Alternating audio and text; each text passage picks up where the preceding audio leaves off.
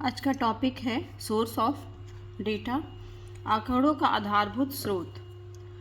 ये ज्योग्राफी में जो ज्योग्राफर होते हैं पॉपुलेशन से रिलेटेड जो स्टडी करते हैं वो इस सोर्स ऑफ ये डेटा का इस्तेमाल करते हैं। कई सारे उनके पर्पस होते हैं जो फुलफ़िल होते हैं। तो ये हमारे जो है सोर्स कौन कौन से हैं डेटा प्राप्त करने के, वो हम लोग पढ़ेंगे। जनसंख्या भूगोलवेत्ताओं को जनसंख्या के अनेक लक्षणों के अध्ययन के लिए विभिन्न प्रकार के आंकड़ों की आवश्यकता होती है।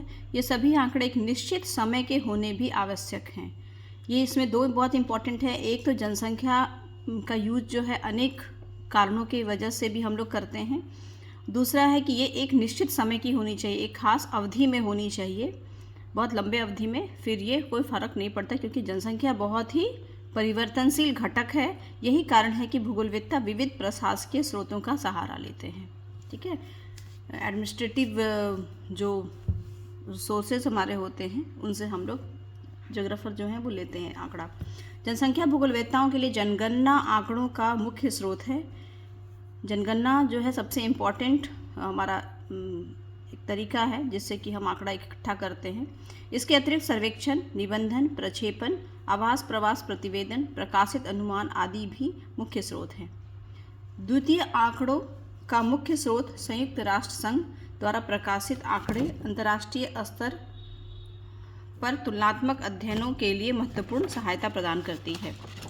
कुछ नए व्यवस्थित रूप में प्रकाशित आंकड़े वार्षिक पुस्तक, ईयरबुक, सांख्यिकी सारांश, स्टैटिस्टिकल एब्स्ट्रैक्ट इत्यादि भी हैं। जनगणना एक एक करके हम लोग पढ़ेंगे कि जनगणना क्या होती है और अलग अलग कौन कौन से स्रोत हैं, सोर्सेज हैं आंकड़ा प्राप्त करने के लिए। जनगणना पहला है, जनगणना द्वारा हम निश्चित समय बिंदु की जनसंख्या के अनेक लक्षणों के बारे में सभी प्रकार के आंकड़े एकत्रित करते हैं, जो कि 10 साल या 5 साल के अंतराल पर होता है। प्राचीन समय में जनगणना का प्रारंभ मिस्र, बेबीलोन, चीन, फिलिस्तीन, रोम माना जाता है।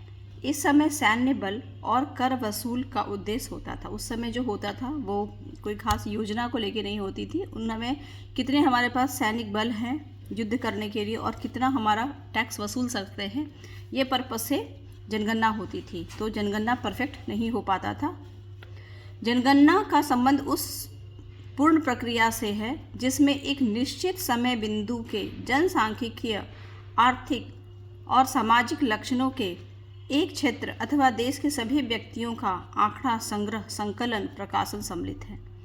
ठीक है, इसमें कौन कौन सी चीज़ें हैं। एक खास सबसे इम्पोर्टेंट है कि एक समय बिंदु, सबसे पहला पॉइंट, एक खास समय बिंदु के बीच में होना चाहिए ये। इसमें जनसंख्या की कितना संख्या है, उनकी आर्थिक स्थिति कैसी है, सामाजिक लक्षण उसके कैसे हैं, और ये कोई खास क्षेत्र का होना चाहिए, किसी एक देश का होना चाहिए, एक साथ विश्व का नहीं हो सकता है। और ये जो है इसका पहले हम लोग इसको कलेक्ट करते हैं, फिर हम लोग इसका संकलन करते हैं, फिर हम लोग इसको पब्लिश करते, प्रकाशन करते हैं। तो इस ढंग से जनगणना जो है वो इम्पॉर्टेंट है। यूरोप महाद्वीप में प्रथम जनगणना स्वीडन के सन 1749 में हुई थी। संयुक्त राज्य अमेरिका में प्रथम नियमित जनगणना 1790 में की गई थी। भारत में नियमित जनगणना का प्रारंभ लगभग 140 वर्ष पूर्व, मतलब इससे ज़्यादा हो गया, 1872 में हुआ था। जबकि संपूर्ण देश के एक आधार पर प्रथम पूर्ण जनगणना 1881 में की गई थी। इसलिए सन 1881 जनगणना जनसंख्या के तुलनात्मक अध्ययन हेतु एक पूर्ण और सातत्य जनसांख्यिकीय अभिलेख है। 1881 में जो था वो सिस्टमेटिक ढंग से हुआ था पॉपुलेशन। तो जब भी अब हम आज के डेट में कोई भी पॉपुलेशन का डेटा देखते हैं तो उसको हम लोग कंपेयर 1881 से, हमारा आधार जो है, बेस ईयर जो है वो 1881 है। तब से लगातार 10 वर्षों के अंतराल पर जनगणना होती है। इसके कुल जनसंख्या, ग्रामीण नगरीय वितरण, लिंग, आयु, संगठन, साक्षरता, धर्म और विविध कार्य और आवास प्रवास से संबंधित आंकड़ों का संग्रह होता है। ये सारी चीज़ें इसके अंतर्गत हम लोग करते हैं और ये 10-10 साल के अंतराल पे होता है। भारत में 1948 में जनगणना एक्ट बना, जिसके तहत 1951 से जनगणना हो रहा है। 1948 में जनगणना कमिश्नर R.A. गोपालास्वामी बने थे। उसके पहले W.W. स्मिथ थे जो ब्रिटिश थे। इंडियन जो पहले जो जनगणना कमिश्नर जो थे वो थे R.A. गोपालास्वामी। दूसरे थे प्रशांत चंद्र महालनोबिस। भारतीय सांख्यिकी संस्था 1991 में बना था, जिसके कि ये संस्थापक थे। इन्होंने खुद ही बनाया था, इसके संस्थापक थे। इस संस्था को मान्यता भारतीय सांख्यिकी संस्था एक्ट 1959 के अंतर्गत मिला और इसका मुख्य कार्यालय कलकत्ता, न्यू दिल्ली, बेंगलुरु और तथा चेन्नई है। ये जो थे ये अपना संस्थापक थे जब भारतीय जनसांख्यिकी संस्था के, और इनको बाद में एक एक्ट के तहत इसको मान्यता मिला था। आज सबसे नया जो है एक सेंटर है वो है तेजपुर। जनगणना के 2 तरह के से आयोजित किया जाता है, 2 तरीका है इसको, डिफैक्टो मेथड और D zero method. De facto method में क्या होता है, यह विधि जनगणना में लोगों को उनकी वास्तविक स्थिति के अनुसार गिना जाता है, जैसे कि वे वास्तव में कहाँ रहते हैं, न कि उनके कानूनी निवास के अनुसार। जैसे हम लोग का है कि अगर हम लोग का गांव, बेसिक गांव जो है कहीं और है और हम किसी कार्य की वजह से, शिक्षा की वजह से या जॉब की वजह से कहीं और रह रहे हैं, तो इसमें जहाँ पे प्रेजेंट टाइम में रह रहे हैं उसको काउंट किया जाता है डिफैक्टो मेथड में, न कि आपके मूल गाँव को से वहाँ पे काउंट किया जाएगा, क्योंकि आप वहाँ पे अभी रह नहीं रहे हैं। तो डिफैक्टो मेथड जो है, अभी आप जिस भी कारण से जहाँ पे भी रह रहे हैं वहीं पे आपका काउंटिंग होगा कि आप उस काउंटिंग में आप आ जाएंगे। दूसरा है डी जीरो मेथड। इसमें जनसंख्या जनगणना की इस विधि में व्यक्तियों को उनके कानूनी निवास के अनुसार गिनती है, न कि उनके वास्तविक निवास के स्थान के अनुसार गिनते हैं। ठीक है, डी जीरो में है जैसे आप जो कानूनी तौर पे, मतलब आप कहाँ के, आपका मेन घर कहाँ पे है ना, हर लोग का कुछ ना कुछ पुश्तैनी घर होता है, तो वहाँ से उनको काउंट किया जाता है, क्योंकि आप और प्रेजेंट स्थिति को नहीं काउंट किया जाता है। तो हम लोग परमानेंट एड्रेस मांगा जाता है इसी पर्पज़ से, ताकि हम वहाँ की जनसंख्या में गिने जाएं। कारण क्या होता है कि लोग हमेशा स्थान बदलते हैं, तो परमानेंट एड्रेस के साथ में उनका एक जो है सही आकलन होने की उम्मीद रहती है। तो ये 2 मेथड है जो बहुत इंपॉर्टेंट है, डिफैक्टो मेथड और डी जीरो मेथड। तीसरा हमारा सोर्स है राष्ट्रीय, दूसरा हमारा सोर्स है राष्ट्रीय जनसंख्या रजिस्टर। ठीक है, ये NPR कहते हैं इसको। इसके अंतर्गत 15 वर्ष से उच्च आयु वर्ग के सभी भारतवासियों के बारे में सारे सूचनाएं एकत्रित कर प्रत्येक व्यक्ति की एक विशेष अंक का पहचान पत्र उपलब्ध कराया जाता है। प्रत्येक व्यक्ति की फोटो, उंगली तथा अंगूठों के निशान और आँखों की पुतलियों की फोटो सहित सूचनाएं एकत्रित होती हैं। फरवरी 2012 में केंद्रीय सरकार ने यह निर्णय लिया कि NPR द्वारा एकत्रित सूचना ही सर्वमान्य होगा। भारतीय जनसंख्या रजिस्टर प्रत्येक व्यक्ति के बारे में जो डेटाबेस तैयार करेगा और वो एक विशिष्ट उपलब्धि होगी जिसकी देश के विकास में, आंतरिक सुरक्षा में एक महत्वपूर्ण भूमिका होगा। तो ये हो गया NPR, जिसके अंतर्गत ये तीनों चीज़ों को लिया जाता है, फोटो, उंगलियों के निशान और अंगूठों के निशान। नेक्स्ट है हमारा UID, या इसको कहते हैं UIDAI, unique identity authority of India, जो आधार कार्ड जो आपका होता है। ठीक है, केंद्रीय सरकार KYR know your resident scheme के अंतर्गत अद्वितीय पहचान पत्र उपलब्ध कराने हेतु UIDAI, unique identity authority of India के सभी प्रकार का डेटाबेस तैयार करेगी। इस कार्य के लिए रजिस्ट्रार भी नियुक्त कर दिए गए, जो कि अधिकतर बैंक, पोस्ट ऑफिस आदि में थे, ये सब जगह बनाए जाते हैं। ऐसे पहचान पत्रों के लिए सूचना एकत्रित की जाती है। उनके नाम, जन्म तिथि, लिंग, पिता का नाम, पिता का UID नंबर, माता का UID नंबर, वर्तमान अस्थायी पता, फोटो, उंगलियों के अंगूठों के चिन्ह आदि संयुक्त हैं। ऐसा सुनिश्चित किया जाता है कि कोई भी पहचान पत्र किसी और जगह से दोबारा न बनवाया जा सके। इसका उद्देश्य लोगों के पास सुविधाएं पहुंचाना, जैसे सब्सिडी का लाभ इत्यादि। इसका खास बात है कि अगर एक जगह आप आधार कार्ड बना गए और दोबारा आप फिर दूसरे नाम से या कुछ भी नाम से बना रहे हैं तो वो आपका रिजेक्ट कर देगा कंप्यूटर। तो इसमें खास बात है कि एक व्यक्ति पूरे देश में उसका एक ही आधार यूनिक ID रहेगा, दोबारा वो फेक नहीं कर सकता है। तो इसके कई सारे जो नेगेटिव चीज़ थे वो इसमें दूर हो गए। सर्वेक्षण, सर्वे के द्वारा भी हम लोग बहुत सारा योजनाओं का कार्य कर पाते हैं। जनगणना संपूर्ण देश की जनसंख्या का समग्र अंकन है। इनके विपरीत सर्वेक्षण गांव तथा नगर में चुने गए कुछ परिवारों की जनसंख्या की सामाजिक और आर्थिक लक्षणों से संबंधित सूचना का संग्रह है। ठीक है। इसमें बेसिकली हम लोगों की स्थिति, आर्थिक और सामाजिक स्थिति क्या है वो पता करते हैं। तो सैम्पलिंग मेथड से भी कर सकते हैं। हाल के वर्षों में उत्पादकता, मध्यता, बेरोजगारी, अल्प बेरोजगारी, स्वास्थ्य, शिक्षा, जन कल्याण आदि सूचनाओं के संग्रह के लिए सर्वेक्षण किए गए हैं। बहुधा इन सर्वेक्षणों में जनसंख्या समस्या से संबंधित मनोवृत्ति सूचक प्रश्न किए जाते हैं। इसलिए जनसंख्या विश्लेषण करने वालों को विश्लेषणार्थ सूचना प्रदान करने में इसका भारी महत्व है। विकसित देशों में यूएसए तथा यूरोप महाद्वीप के राष्ट्रों तथा भारत जैसे विकासशील देशों में सर्वेक्षण की मात्रा में वृद्धि हुई है। इसमें सार्वजनिक और निजी क्षेत्रों की एजेंसियां कार्यरत हैं।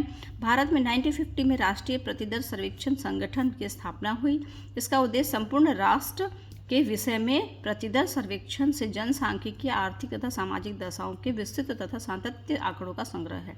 बेसिकली इसकी स्थापना कब हुई थी? 1950 में हुई थी। इसका मूल उद्देश्य था कि सर्वेक्षण करना है, सर्वे करना लोगों के पास में जाकर के, और उनसे रिलेटेड जो भी समस्याएं हैं उनको लोगों के सामने लाना है, ताकि सरकार उस हिसाब से अपनी योजना बना सके। आर्थिक सामाजिक स्थिति को पता करना है, कितनी बेरोजगारी है, अल्प बेरोजगारी है। ये स्पेशली जो है रिसर्च स्कॉलर जो होते हैं वो ये करते हैं फील्ड में जा कर के, और इसका जो है इंफॉर्मेशन सरकार को देते हैं। इसमें प्राइवेट और गवर्नमेंट दोनों संस्था जुड़ी होती है। बेसिकली ये लोगों के जो है समस्याओं को लेकर के सर्वेक्षण होता है। निबंधन, रजिस्ट्री जो होता है, सुदूर पूर्व जनसंख्या निबंधन की परंपरा प्राचीन है। चीन में जनसंख्या पर नियंत्रण रखने के लिए निबंधन प्रथा का चलन था। जापान ने चीन का अनुसरण कर कोसेकी या परिवार रजिस्टर प्रारंभ किया। आज विश्व के विभिन्न देशों में जन्म, मृत्यु, विवाह, तलाक, गोदनामा, प्रवास, आवास, सैन्य में प्रविष्टि, आयु, रोजगार में प्रविष्टि आदि के निबंधन की प्रथा है। जैसे कहते हैं ना, बच्चों का बर्थ हुआ तो जैसे हम रजिस्ट्रेशन करा लेना चाहिए। जन्म, डेथ हुआ तो फिर हमारा वो भी जाकर नगर निगम में रजिस्ट्रेशन कराना है। तो हर एक चीज़ का डाटा होता है इसके अंतर्गत। ऐसे रजिस्टर में एक निश्चित समय बिंदु अथवा निश्चित अवधि अथवा संचयी कुमुलेटिव रूप में तैयार किए जाते हैं। उनको सदा समय संदर्भ के रूप में रखा जाता है। ये परमानेंट हमेशा ही लंबा टाइम तक रखा रहता है। चूँकि ऐसे निबंधन सातत्य, अनिवार्य तथा कानूनी होते हैं, इस कारण उनमें उपलब्ध आंकड़े संतोषजनक होते हैं। भारत में जन्म मृत्यु का निबंधन कराना परिवार के मुखिया तथा का उत्तरदायी है। जनसंख्या निबंधन रजिस्टर नगरपालिका और ग्रामीण क्षेत्रों में स्थायी मालगुजारी कार्यवाहक के पास में होता है। ये सबसे खास बात है कि इसमें बर्थ रेट, डेथ रेट है ना, विवाह, ये सारी चीज़ों का डेटा रहता है। और चूँकि ये एकदम माइन्यूट वे में किया जाता है, जिस वजह से ये इसका डेटा जो काफ़ी ये संतोषजनक होता है, सही होता है। और ऐसे भी कहीं भी हम लोग जब कुछ करते हैं तो बर्थ सर्टिफिकेट का काम आता है, डेथ सर्टिफिकेट काम आता है, तो वो हमारा यहीं पे बनता है।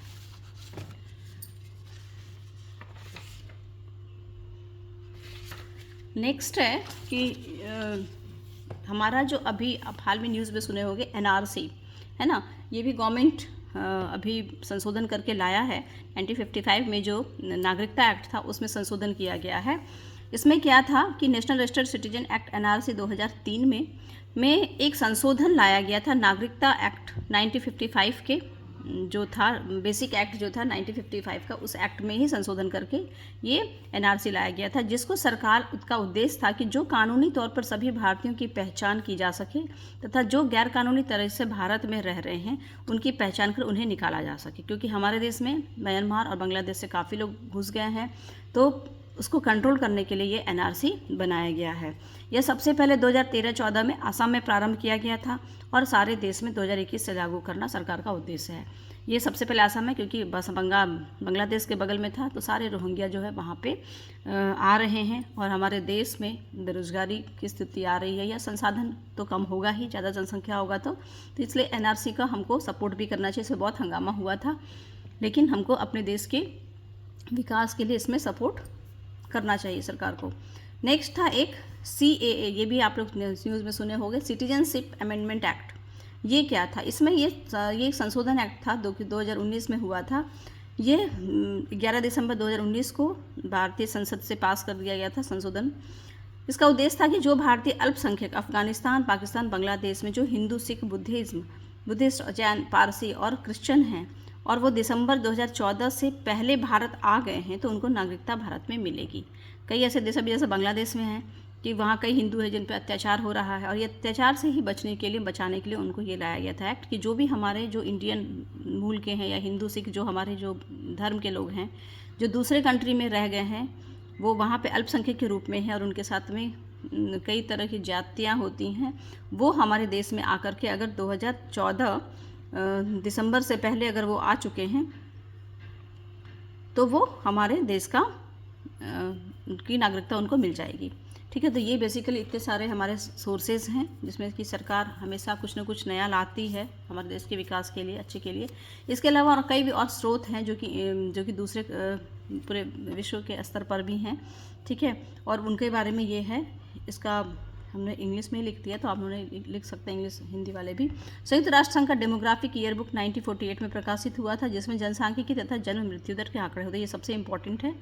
दूसरा स्टैटिस्टिकल ईयर जनसांख्यिकी वार्षिक पुस्तिका भी आती है जिसमें कि जनसंख्या के बारे में होता है। मंथली बुलेटिन ऑफ स्टैटिस का प्रकाशन भी 1947 से शुरू किया था।